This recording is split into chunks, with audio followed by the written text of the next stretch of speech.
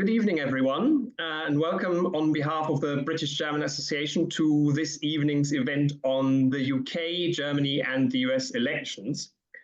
We're delighted to be joined by three distinguished speakers, Dr. Linda Yueh, Dr. Liana Fix, and Stephen Erlanger.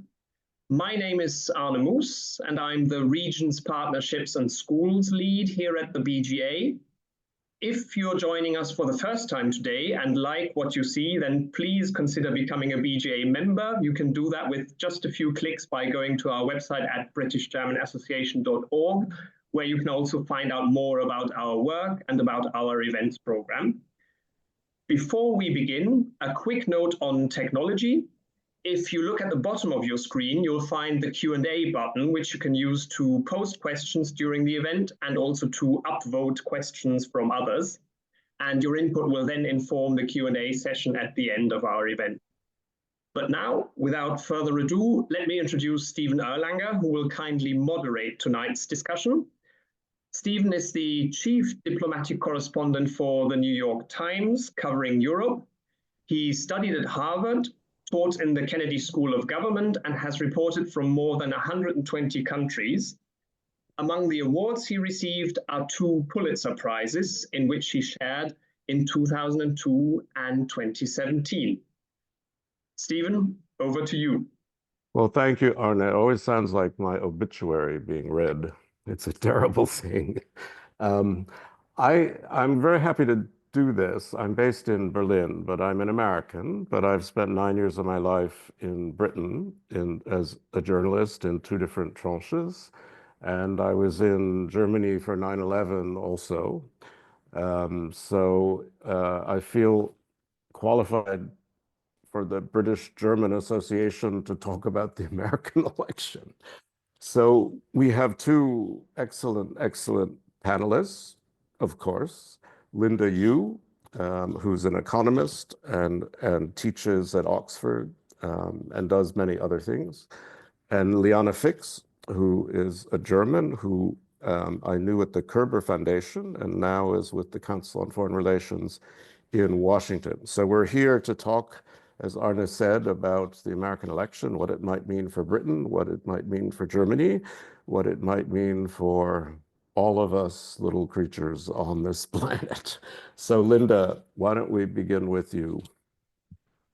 Thank you very much, Stephen. And thank you so much for having me. I'm really looking forward to this conversation and to also hearing Liana's thoughts and insights, and also yours, Stephen. You mustn't just be a moderator.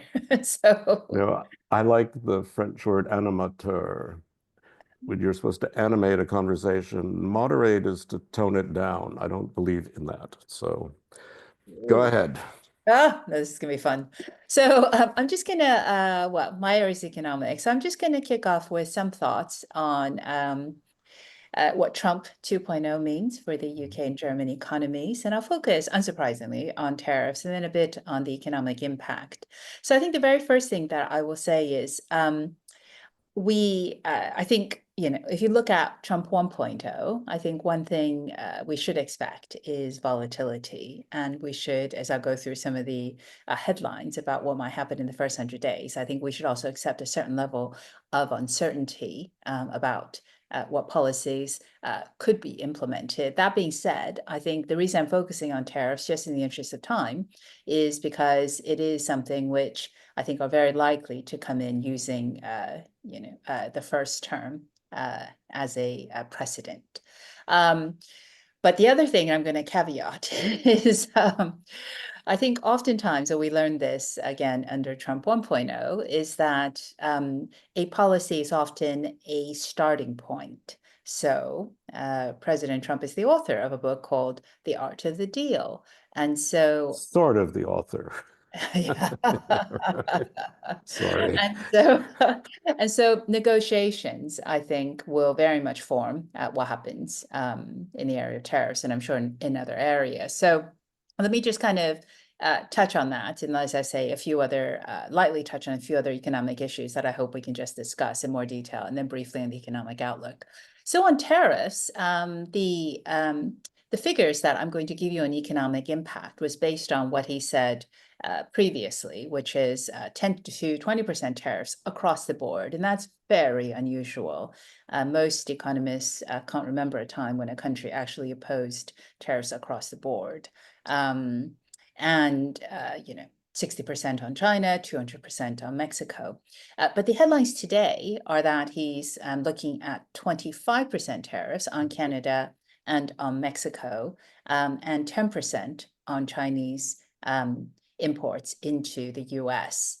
So it's a bit uncertain what this will look like. So I think you should take what I'm saying based on the analysis that was done on the previous set of across-the-board tariffs, and just bear in mind what I said about volatility and uncertainty. The one thing I will say about tariffs is that originally, the idea to put tariffs on Mexico had to do with immigration. The latest iteration is it's about Chinese cars coming through Mexico. So Mexico has emerged as a connector country. So quite a lot of trade in China has been going through countries like Mexico, Vietnam, as well as Hungary in the European Union, as a function of what's been called the China +1 strategy, diversification of supply chains. So if you start to examine connector countries, I think it does raise questions about what happens to the supply chain diversification strategies that we have seen, not just under Trump 1.0, but actually starting with President Obama's Asia pivot, and then in the Biden administration, the various trade and investment restrictions. So to me, that's one of the areas to really focus on. Of course, certain countries will be in the spotlight, and Germany is one of them, because there are 4 countries that run sizable trade surpluses with the US, and a trade surplus has been used as a metric for tariffs under Trump 1.0. So Germany, China, unsurprisingly, but also Mexico and Vietnam. And therefore, my point about them actually being connector countries, they will be in the spotlight. So 1/5 of EU exports go to the US. So if there were across-the-board tariffs, I'll talk a bit about the economic impact in a moment. That certainly will impact EU growth. For Germany, 10% of German exports go to the US. And in fact, the US replaced France as Germany's largest trading partner. So that will also impact Germany. Now, for the UK runs a trade deficit with the US. So in that sense, the UK is probably not as much in the firing line. But let me just quickly touch on 3 other areas where the UK will be impacted, and I'm sure Germany as well, which is on deregulation. So some of you will have seen his Treasury Secretary nominee, Scott Bessent. He has a 3-3-3 plan. He wants to cut the budget deficit to 3% of GDP over the next 4 years. He wants to raise US economic growth to 3% through deregulation. And then he wants to increase oil and gas by 3%. So focusing on that deregulation point, obviously we don't really know the details here, but one thing we do, I think, have a sense of is the deregulation will include, for instance, banking regulations that are in train right now, probably not going forward. So Basel 3.1, which is the global regime for banks, it's actually called Basel Endgame. If you think that sounds like a Marvel movie, I'm afraid it's not nearly that exciting, but it does impact banks, not just American banks, but obviously this is a global standard. So British banks, a very big sector for the UK economy, and German banks and other European banks. So if America doesn't take forward Basel 3.1, then European banks would be, I think, pushing pretty hard to be treated similarly as well. And then just 2 more things, and then I'll end with economic impact. So one is the rollback of President Biden's Inflation Reduction Act. I think that will hamper green innovation because it has been a huge subsidy to the renewable sectors. But I suppose it offers opportunities for the EU, which has actually matched the Inflation Reduction Act through the EU New Green Deal, nearly matched it in terms of ambition anyways. And the UK has a new body called GB Energy. So I think there is, I think, cause for concern, but also I think Europe has been leading in this area, and they may find sympathetic states in the US as well. Then finally, tax cuts, an extension 2017 tax cuts. That, along with tariffs, will be inflationary, and that would increase pressures on US interest rates to stay higher for longer. So just finishing off with what it means for the economic outlook. So just remember, this is based on the previous set of tariffs. So the IMF has done some work on that, as well as various organizations here in the UK. And for the UK, the inflationary pressures from the US actions and its own budget means that the UK is likely to have above target inflation until 2029. And that was actually before Trump 2.0. So with any inflationary pressures that come from the US, which is price maker in the global economy, I think we should expect above target inflation, which means interest rates stay higher for longer. And the IMF estimates GDP growth in the UK will be cut by about 0.2%, which is pretty sizable, given that growth in 2025 was only supposed to be about 1.3%. The German economy has been contracting Q3 in the third quarter. It's been stagnating. The European Commission forecast is that the German economy is expected to contract by 0.1% this year. And the whole year, the German economy actually contracted by 0.3% in 2023. So it'll be the second year in a row with negative growth. And that was before, again, Trump 2.0. So for both of these countries, it is going to be sizable. Anyways, I'm just going to finish off by saying there will be retaliation. So everything that I just is is not the whole picture. Yeah.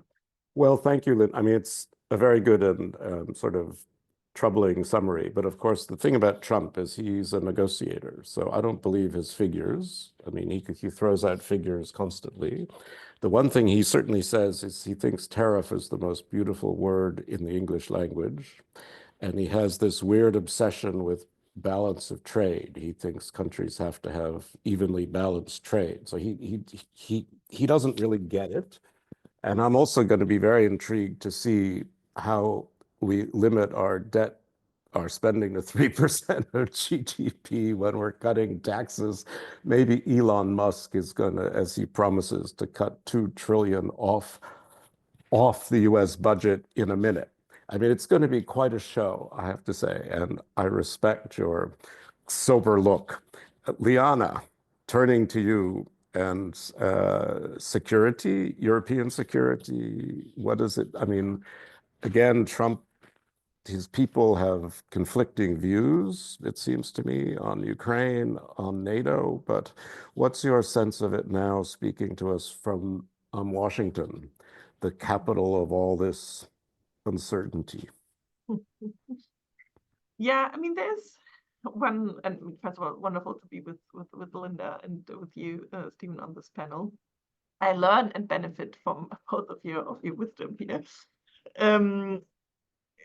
There has been an argument before the elections that Donald Trump might actually be the better option for European security and for Ukraine than Joe Biden, because there was so much frustration with the Biden administration approach, which was perceived by Ukraine, and those voices came particularly also from Ukrainian officials, that Ukraine is basically bleeding out and that they're ready to roll the dice with Trump just to prevent a continuation of this constant, gradual, escalation-focused containment approach of the guys, men and women down here the street.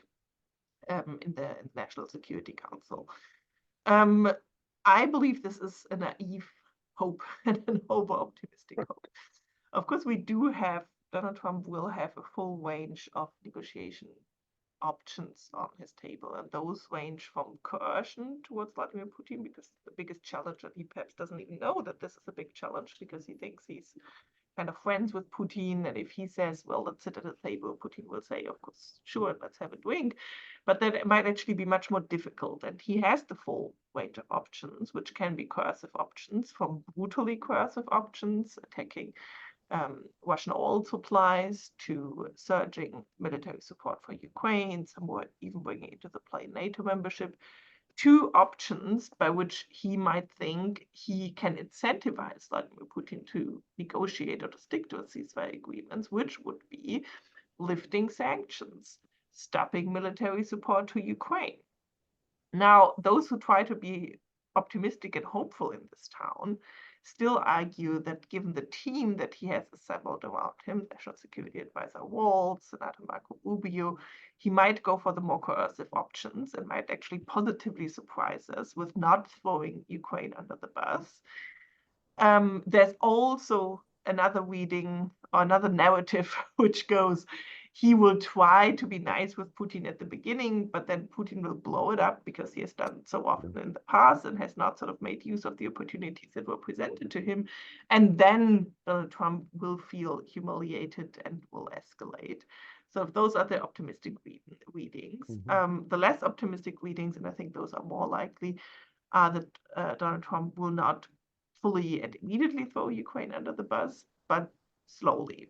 So Putin might want to win this war. Donald Trump wants to end this war, but they might find a common ground where Donald Trump gets his ending the war and Vladimir Putin gets a slow winning by agreeing to a ceasefire that is not backed up through any security guarantees, neither from the US side nor for Europeans.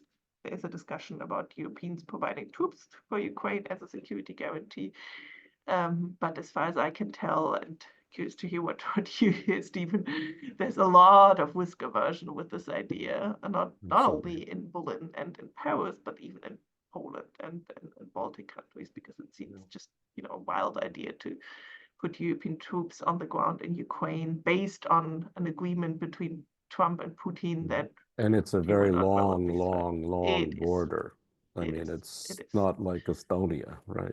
I mean, it could be, the idea could be to have like a tripwire function, that once Putin crosses, like in Estonia, crosses at one point, but then Europeans would have to be sure that the Americans will actually come in if that happens, because otherwise the risk is obviously that not only the credibility of European security guarantees for Ukraine, but also the credibility of NATO overall is challenged. And that might be the biggest temptation for Putin to try this, because it is a big step and a big red line to challenge NATO's credibility in Estonia and Poland and so on. But to challenge NATO's credibility by attacking European troops on the ground a little bit, as he has done with past missions of the OSCE and so on, and then to see whether Americans will come or not, is an entirely different matter. So can I just ask you something? I mean, just because, I mean, we all think about what might happen. And the Ukrainians are obviously in trouble right now. They're losing the war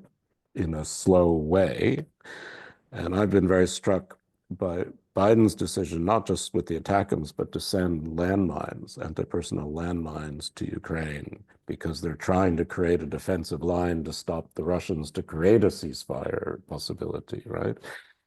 But Trump, I agree with you. I think he wants to end Biden's wars, right?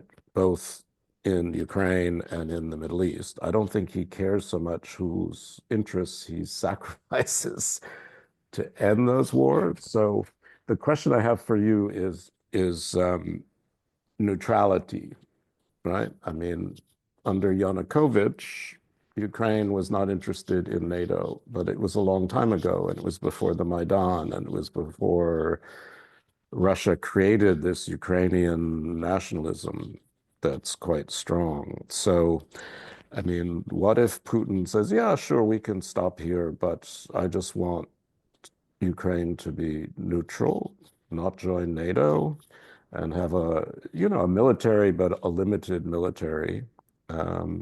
Do people talk about that, or is that just considered too ugly a thought?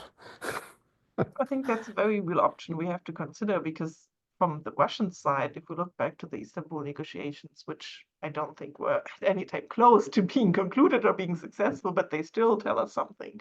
Foreign Affairs has some great pieces on that, what the Russians want.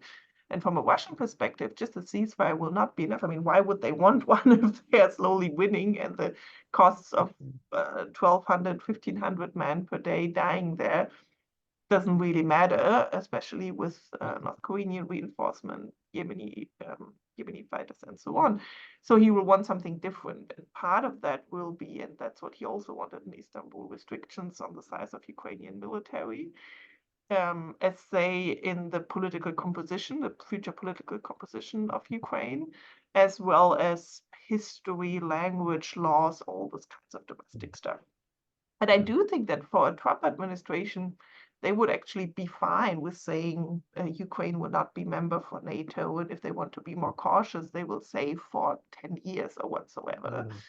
But even for Trump, with a Republican Senate and Congress, I don't think it will be acceptable to have limitations on Ukraine's military, any Russian say in future elections, or any Russian say in Ukraine's domestic composition. I mean, that would be just too obviously a capitulation that Donald Trump would not be met with huge resistance even in this town. So that leads me back to my first point that I might actually, and of course we think tankers are now all running out and thinking about how can a realistic ceasefire can look like and how can we make this.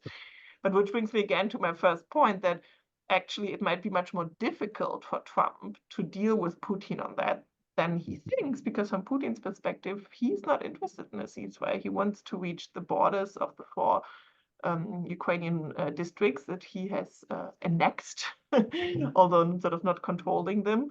And just for being nice to Donald Trump, why should he do that if his whole power, the whole construction of power and the whole way how he has built the country is based on total war right now? Saying this as a German, and this will not change. So the assumption that Trump will come out successful with this, or even if their preliminary talks convince Vladimir Putin under the conditions that he can at maximum offer to come to the negotiation table, I think could blow up entirely. Yeah, I mean, thinking Trump 1 was different, but I mean, I think of North Korea, there was all the media hype and the fuss and the meetings and the pictures, and it all ended up empty. I mean, this happens in Trump world too sometimes. And Linda, if you don't mind coming back to you, when I think of European support for Ukraine, there's a lot of rhetoric about it, but from what you've described and what I can see is Keir Starmer doesn't have any money. The French don't have any money. The Germans still have this debt break, so they don't have any money. Hopefully not too long anymore. I know. So, I mean, obviously with the frozen assets, right, the Russian assets, which personally I think they should just seize, but they've decided just to use them to amortize them. So that's okay for 2025. That's maybe $50 billion. And then NATO promises to at least, NATO countries promise to provide at least as much this year as last year, which was about 40 billion euros.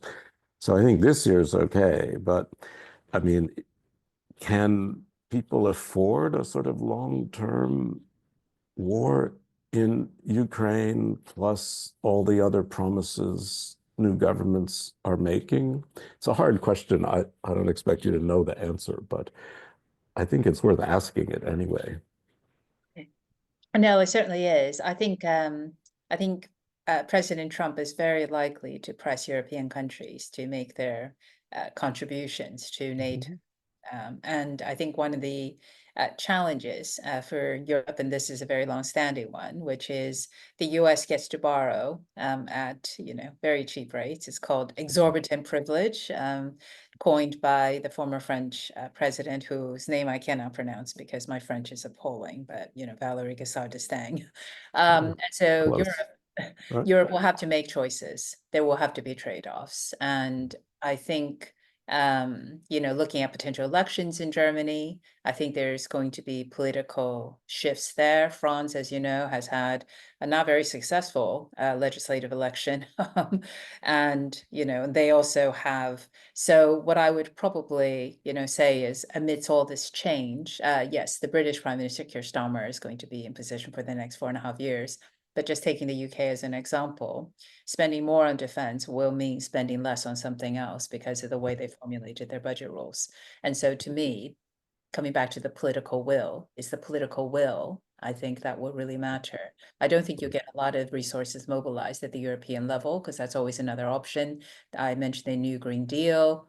There is some talk about utilizing the borrowing capacity of, for instance, the European Commission, which they did in the Euro crisis, or the European Investment Bank even, you know, as an example of organizations that could issue, for instance, you know, the dreaded word Eurobonds, you know, No, exactly.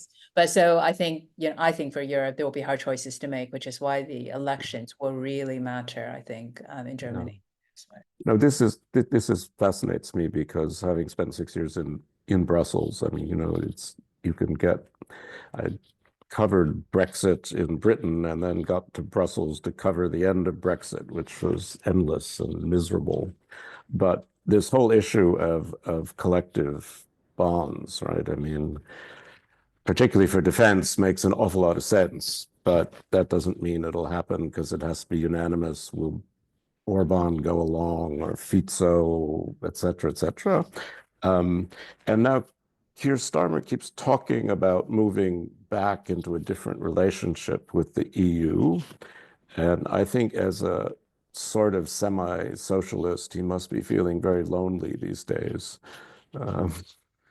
with the way the rest of Europe seems to be going. But is there something real to this effort, do you think?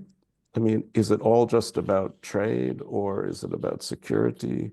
What does Britain want, actually, from the EU?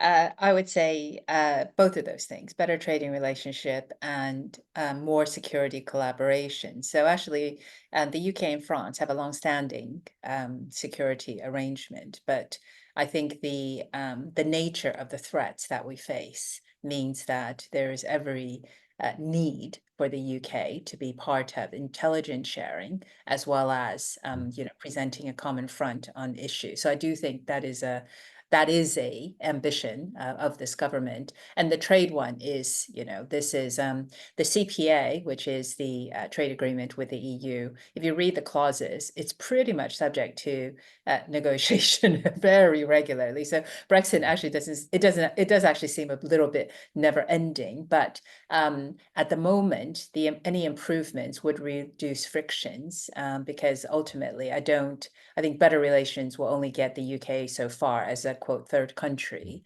But anything better than what we currently have, I think, you know, will have. As you know, you guys know, I'm an economist. Everything at the margin, when the economy is weak, will help. Economists like things at the margin. Other people will say, at the margin won't really matter. I'm going, no, actually, frictions at the margin really matter if you're trying to export something agricultural. So yes. Well, I mean, does this government still want a separate trade deal with the United States, or is that downgraded for the EU? Because I mean, the two can get in each other's way, presumably, right? yeah, it's a great question. So the UK has lost its chief trade negotiator. There's now a vacancy if anyone's interested. But I say that because it's actually been really challenging. The previous incumbent, he was a very experienced New Zealand trade negotiator. But if you look at USTR, which is widely considered to be one of the most effective trade representative bodies, the US only ever does 2 trade agreement negotiations at once. The UK has been doing multiple ones to try and get it Yes, of course. back in the position, because the UK didn't have a Department of Trade since the 1970s. So does the UK want a trade agreement with the US? I would say yes.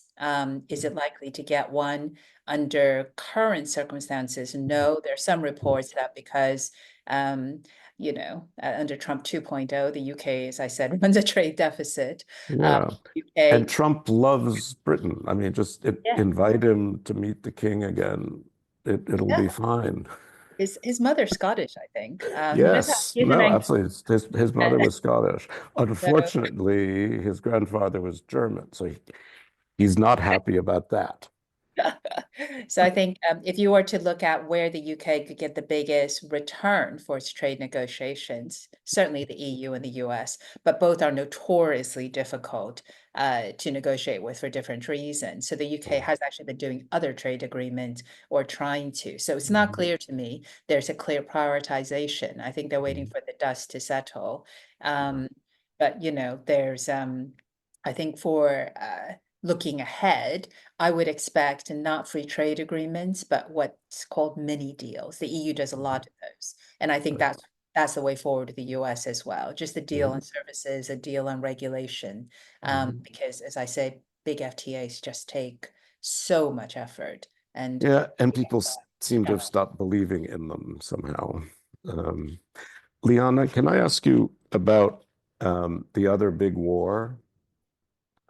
It's not about, I mean, every country seems engaged somehow emotionally, if in no other way, with the war in the Middle East, the wars in the Middle East, also the Iranian nuclear issue, which will be a big issue for Trump, let alone Britain. I mean, because Britain's part of the EU3 or part of the European 3, certainly. Can you talk a bit about your sense of where these things are? Yeah, let me perhaps just add or try to add one more optimistic shade of a possible future on the question of joint debt, just to lift the loom and gloom. I mean, we're in the week of Thanksgiving after all, so there could be a possibility, a future scenario when German elections go away, where we have a return of a grand coalition, the Christian Democrats plus the Social Democrats. They take to heart the advice of Angela Merkel, who just wrote in her new biography that she introduced the debt brake, but she thinks it's time to get rid of that. They do that. They are not blocked by the populists in parliament, so they do have a 2/3 majority to actually get rid of the debt brake and use the fiscal flexibility that they have, not to fill holes that they have in the budget anyway, but to invest into defense. And I don't know, perhaps innovation or whatever. And in the context of that, there's an agreement within the European Union, perhaps not on joint debt, because I mean that's still a big thing, but on some other creative workarounds. And I very much am confident that von der Leyen is the right person to find these workarounds in the same way how she has now allowed that regional cohesion funds of the European Union will be used for defense. For example, following the Polish proposal that defense spending will be exempt from the debt rules of the European Union, which would be already a big step for some countries to go ahead. And then she finds some other funds, because I mean, European officials, when they are under pressure and they need to find money, they're always creative to bring up some package that will not be Draghi's big thing, but perhaps that was never the idea of Draghi's report, to actually implement the big thing. But you know that better, but just to make everyone so scared of the big thing that everyone agrees to the small and the middle things. To the little thing. To the little it's very things, good strategy, by the way. We don't have to go for 800 billion joint debt. So yeah, that will be my positive reading, and with that comes more Ukraine financial support, better defense industrial base, cooperation with the Americans, and so on and so on. So, and we are all happy by next Christmas. We will not be happy about the Middle East situation, and honestly, Stephen, I can't even talk much about that and about the perspective of Germany and the Europeans, because it's just so frustrating. I mean, there is just no perspective. They're just divergent views between different countries. Spain looks very differently at it than Germany. Germany has its particular very weird version of understanding historical responsibility and Staatsräson, that the reason of the German state to exist is to protect Israel, which is, however, not the same as protect Netanyahu's policies. So it's all such a mess up, and at the same time, it has been frustrating, even though it's not my area, but it has been frustrating to sit here in Washington and to see how Netanyahu has been running circles around Biden at the administration here in a humiliating way publicly. that he ran circles in a humiliating way around every president I've ever dealt with. Even when I was in Washington, he did the same to Clinton. He did it at Y Plantation. He's done it to everybody. I mean, That's he's a what he talented does. politician in the end. I mean, this Yeah. it's just remarkable, and so it's just a hugely depressing outlook. What about Iran, though? I mean, you know, I hope we might even get a ceasefire in Lebanon in the next day or two. I mean, I respect the Biden administration for keep pushing to at least do that. I think Hezbollah wants one, right?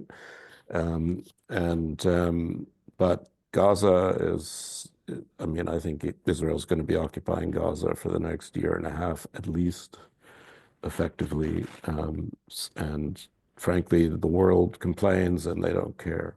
I mean, they just think this is our national security and our national interests, and frankly, we don't want to hear about it. But Bibi would like to give Trump something. So maybe Bibi gives him a ceasefire in Gaza finally and tries to make a deal for the hostages finally. I don't know.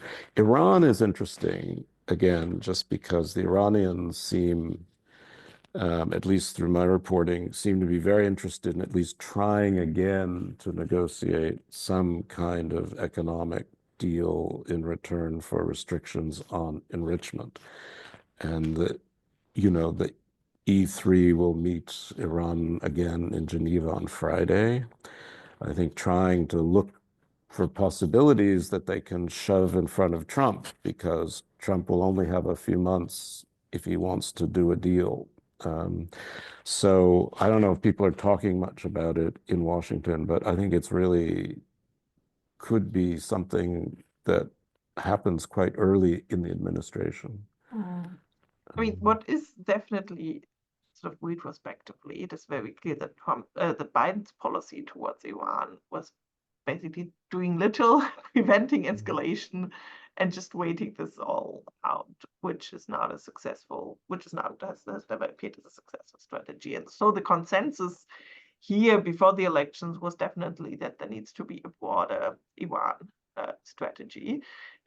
Which is certainly not how, I mean, Europeans have just been so focused to look at Iran through the lenses of the nuclear deal that it's very difficult for Europeans to think sort of outside of the box. But I think here the consensus very much towards us to think outside of the box and think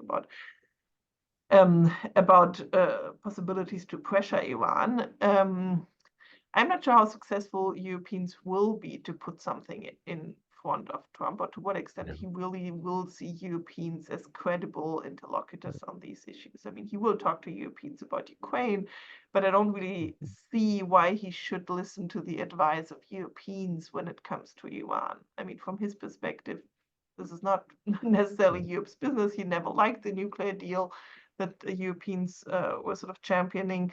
So I think he will listen to other advisors and to other actors in the regions, but I'm skeptical about Europe's influence there. And we'll get maximum pressure again, probably. Can I also ask you just briefly, I mean, Trump was pretty obsessive about Germany, right? And Rick Grenell was his guy, and Germany didn't much like that. And I've been reading Merkel's endlessly long and self-justifying memoir, but it's really interesting about growing up. I mean, it's wonderful passages about growing up in the old DDR. But are Germans worried that Trump is somehow going to take revenge? I mean, I think compared to the UK, Germany is a much worse position. I mean, Germany's trade imbalance with the United States has only increased since Trump's last term. So German exports have gone up to the United States, whereas US exports to Germany have basically stagnated, which is not great. Germany has doubled its investment in the US economy, but that might not be enough for Trump to take it as given. And at the same time, there's a deep conviction among those, at least those advising G.D. Vance, but also many in the Trump camp, that Germany has not only failed with its side vendor, but it sort of the military rearmament that it announced after Russia's invasion, but that it has actually never meant it seriously. And the fact that Germany has reached 2% is, I mean, 2% is not worth anything anymore in this town. If you come with a pledge of 3%, that's great. And I mean, to some extent, it's understandable. I mean, it was the NATO summit this year. It's a lot where of money, 2% but it's still. a lot of money, but the Yeah. commitment was made 10 years ago, right? So No, absolutely. it's definitely not something that Germans can use as presenting themselves as, you know, the greatest supporters of Ukraine, 2% and so on. They will be pushed to go for 3%. They will be pushed to show how they're actually going to achieve that in the budget, which brings me back to the great question. But the kind of glimmer of hope that I see, because again, Germany will be the country most in the crosshairs of Donald Trump. I think there's no doubt about it. The only glimmer of hope that I see is that a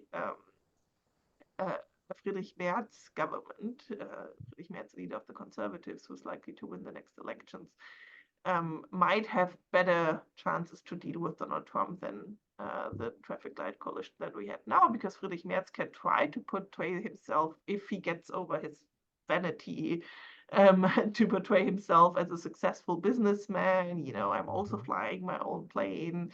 He can also, he has people in his parties who have good contacts to Rick Winnell and to the Republican Party, who are not perceived as being so ideologically opposed to Donald Trump as the Greens and the Social Democrats were perceived. And Friedrich Merz can always tell Donald Trump, well, I never liked Angela Merkel too. And I think that will provide them with some common ground, because Angela Merkel has been the arch rival of Friedrich Merz. I once managed to get into the New York Times. I don't think I could do it today, but a line that said, Angela Merkel is not Trump's kind of girl. Yeah. And I mean, to be honest, Angela Merkel was very graceful in managing the issue of Friedrich Merz in her memoirs. She even says she appreciated his power-conscious ways, which is very subtle stuff. Well, before we go to some questions, I want to ask both of you, I guess, a similar question, which is the Trump people are always talking about China. It's not Obama's, you know, tilt toward Asia, which never quite happened, right? But, you know, I don't know, again, different people in the administration will feel differently, but if you listen to a Bridge Colby or, you know, others, this will have presumably an impact on other people's trade policies, right, toward China. I talked to one Trump person, I don't know how close anybody is, but who said very bluntly that military support in NATO would be related to trade support on China, which struck me as quite shocking in a way, because it undermines Article 5. But so, I mean, the pressure of Trump's presumed trade wars with China, what impact would that have on Britain, Linda, first, do you think, or on Germany, Liana, next? So I think the linkage between trade policy, investment policy, economic policy with geopolitics is here to stay. And there's a new term, geoeconomics. So I think it is it is going to be, whether or not it should be, or whether or not it ought to be, or whether or not it's even really permitted, international norms aside, I think the reality is that it has all become linked, and it's only going to accelerate with Trump 2.0. And so I think the impact on the UK, and this would be very similar for a lot of other countries, which is if you can't separate the commercial from your foreign policy values, how do you go forward? So you have the US exerting a lot of pressure on what they want countries like the UK to join them on things like restricting chips, because with a trade relationship, chips could go from the US to the UK, and the UK doesn't join in, it actually goes to China. So you can see why in many ways it is linked. But in other respects, I think the retaliation from China, we know how that story goes. The IMF thinks this is going to reduce global growth next year by 0.8 percentage points from a growth rate of 2.2%. So it will be economically challenging. So for the UK, it would be challenging because we're a very open economy, but it's also challenging because it's making lots of countries have to align with the US in areas that they need to make a choice, a decision on, but at the same time, push, for instance, to have global cooperation on things like global public goods. So the environment is an example. So the whole era is not one of straight competition. It's an era of red lines, challenge, alignment with values, but at the same time, cooperation on things that we need. And then ideally moving to healthy competition. The question is, who's going to move us to that point? And I'd always hope it'd be countries not called the US or China. It would be non-economic superpowers, which need to move us to a slightly less contentious place. So the UK, I think, could play that role, but the UK has lots of economic challenges of its own. So, I think everything in government is about bandwidth, just like it is for, for any organization. Yeah. Liana? Going to play the devil's advocate here and try to argue, we're actually linking China and trade with China with NATO and security is not that crazy from a Trump perspective. And the reason for that is that there is a very clear linkage. And the linkage is that China is escalating its military support for Russia. This is way beyond any definition of dual use that one could use. China is responsible for the fact that Russia can continue this war. China is responsible for the fact that Russia has reconstituted its military to a strength that is bigger than at the beginning of this war. And China, in the end, is responsible for the fact that Ukraine is slowly retreating because it has such an outsized role in the way how Russia conducts this war.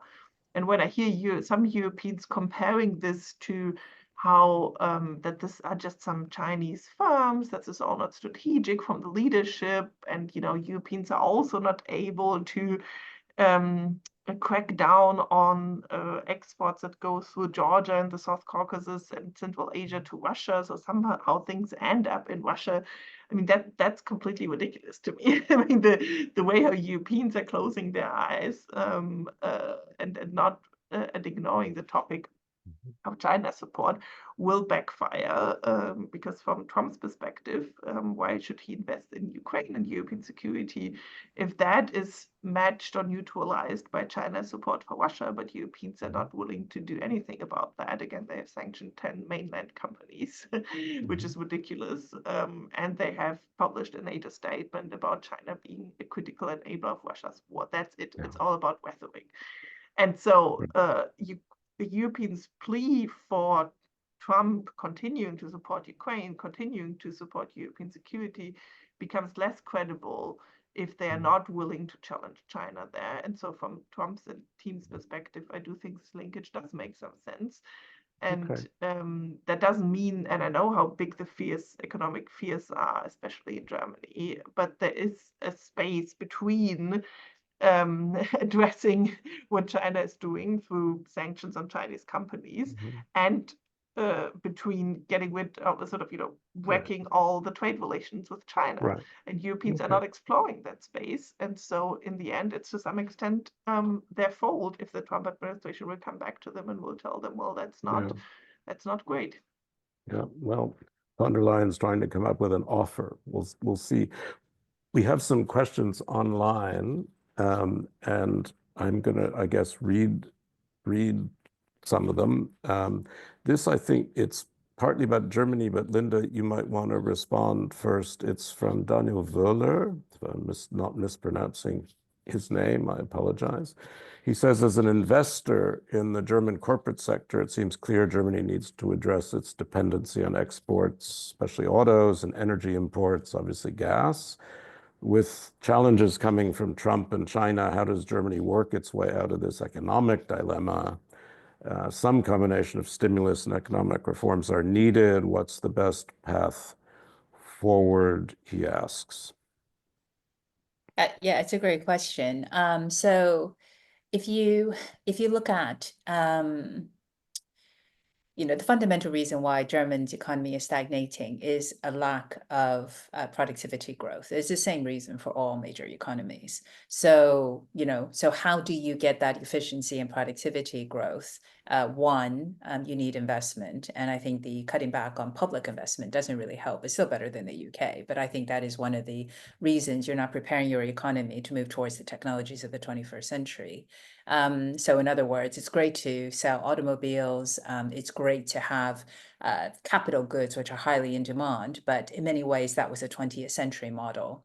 But I think just very briefly, it's not unusual for countries to go through these periodic challenges. If you might remember, Germany was called the sick man of Europe, not that long ago. And Germany managed, through a combination of lots of things, the Hertz reforms and others, to actually become one of the most efficient economies, the driver of European growth by the early part of the century. And that led to becoming, essentially the powerhouse for a while. So I point that out because structural reforms, we tend to think about countries that don't succeed in doing them, like Japan. But in Germany, in one version, you can see that the a strategy that gets implemented with the trade unions, with the buy-in of the stakeholders, completely after unification, making sure that they did not fall behind in the new economy that was coming.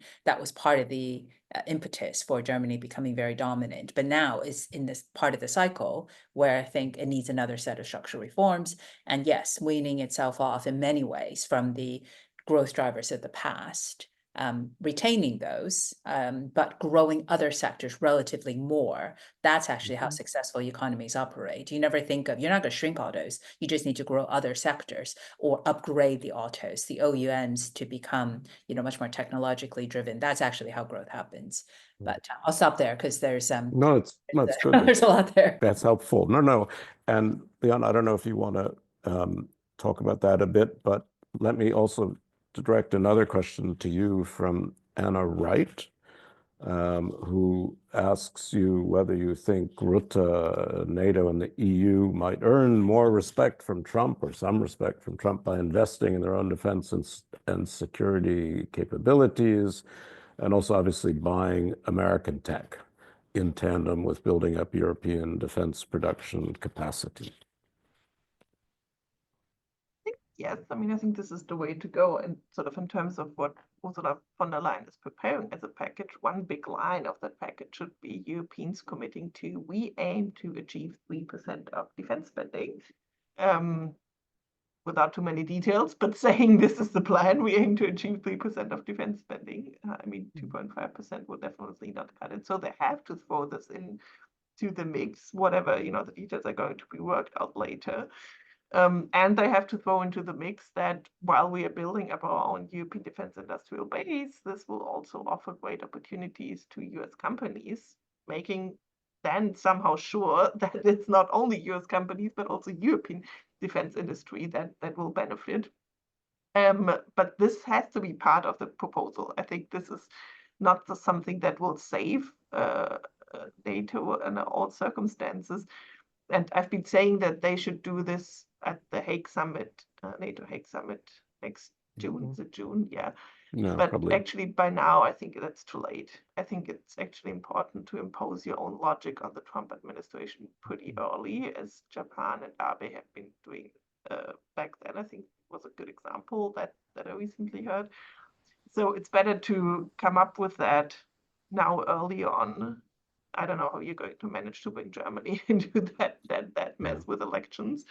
But I think the summit in The Hague is actually too late, because by then Trump's thinking will already be established. And I think it's important to come in early on that. Yeah. Are you at all worried about the American nuclear umbrella? Do you think that's up in the air? Is it bending in the wind, or is it okay? A nice sturdy umbrella.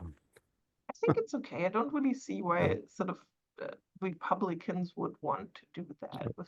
Why? It's also a good instrument of last resort to control the Europeans if they become too stroppy. Exactly. The problem only is that just keeping the nuclear umbrella and leaving everything else to Europeans, like the whole conventional part, assuming that Europeans are able to fill the gaps and so on that they have, I don't think is enough. I mean, this seems just so easy and so compelling, but the little bit about sort of nuclear strategy and doctrine and so on that I know is that there's a very delicate linkage between the nuclear umbrella and between selling credibly through troops on the ground and so on, which has been a huge discussion throughout the Cold War. And this is one of the reasons why Helmut Schmidt wanted to have the stationing of decide for the NATO to do a track decision, or push the NATO to do a track decision forward, because just saying that, yeah, in the end, we will sacrifice Boston for Berlin is just not enough. You need some linkage to conventional forces on the ground to make this credible. And this is something that we will rediscover why Helmut Schmidt and others were very nervous about this linkage between and how credible the US nuclear umbrella really is without conventional ground troops. Well, certainly our Asian allies are also very nervous about this. I mean, you know, it's less explicit, but trade Seattle for Seoul, really? I mean, or for Taiwan? I don't know.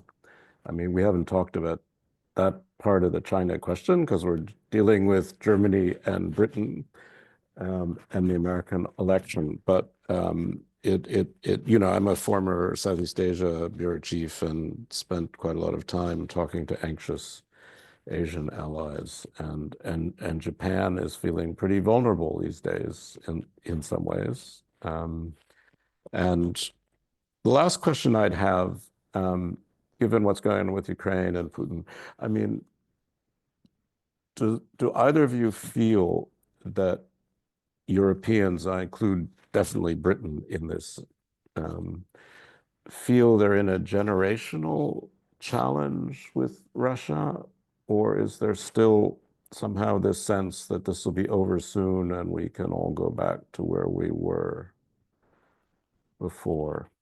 This is the last question I have because we've got about 3 or 4 minutes left. So, Linda, do you want to try to answer that first, and then Liana, or I don't know? No, I'll try and answer that. I mean, if I think of it, you know, as you know, my last 2 books are on economic history, and they're just periods in time when the consensus breaks down. I write mostly about the economic consensus breaking down. But as we've discussed, economics is never divorced from politics. You can never have anything which is out of context. The context, and you think about the breakdown of consensus, you know, by the late 1990s, this idea that we are at the end of history and liberal democracies and capitalism had won the day. You know, that was a hard-won battle in many ways through the Cold War, the end of the Cold War, the fall of the Berlin Wall. And then it started to disintegrate through a backlash against globalization and indeed against the capitalist system that had been, in some cases, imposed on former, for instance, transition economies. So I think we're just at another point in history. So is it generational? I never know how long generation is. Is it 18 years or something? But yes, I think that if you look at the rise of Putin, if you look at, you know, essentially, you know, a breakdown in what is acceptable in an economic system, the kind of political leaders who are coming into power, and the kind of erosion of you know, consensus around however you want to describe the late 20th century. I think we are absolutely at that point. And I think when I've been on doing book talks around the country in the UK, I really get the sense of that dissatisfaction. The challenge, as in all these periods, is what is the alternative? And there's no clear alternative, but we have to reforge that consensus. And I think this is why it's going to take more than a generation, if a generation is 18 years. One day I will work out how long generation is. Well, you're the economist. You're supposed to know. I know, you know, it's like Eric said, give me a one-handed economist. On the one hand, on the other hand, I mean, I've always thought economics was really good at predicting the past. we revise the past all the time. I mean, you know, what's the point of forecasting when we're constantly revising what just happened? So GDP figures are, you know. No. So Liana, just quickly before we go back to Arne, what do you think? Yeah, just a few last points. I mean, there's no alternative to Europeans when it comes to security to include the UK. I mean, there's just no way how this can. And it doesn't matter whether they're outside of the EU or not, because an EU army or EU defense will not come about. The EU is going to be an investor in defense, but it's not going to be the main actor for defense. And so actually Macron's European political community that he designed, and everyone was like, what then? Why the hell is he doing that? Might actually turn out to be more useful in the future. Well, Linda, you and Liana Fix, thank you very much. And Arne, over to you. Thank you very much, Linda, Liana, and Stephen, for a really fascinating and insightful discussion. And thank you very much to all of you in the audience for joining us tonight. Just to make you aware, we have 2 more events coming up before the end of the year. On the 4th of December, we are hosting an online discussion on the German Basic Law, so the German Constitution at 75. And on the 12th of December, you can join us for our traditional carols and readings at the Christuskirche in Knightsbridge in London. So you can sign up for these events on our website, and we'd be really delighted to see you there. For now, thanks again to our brilliant speakers. Have a very good evening and goodbye. Goodbye. Ciao.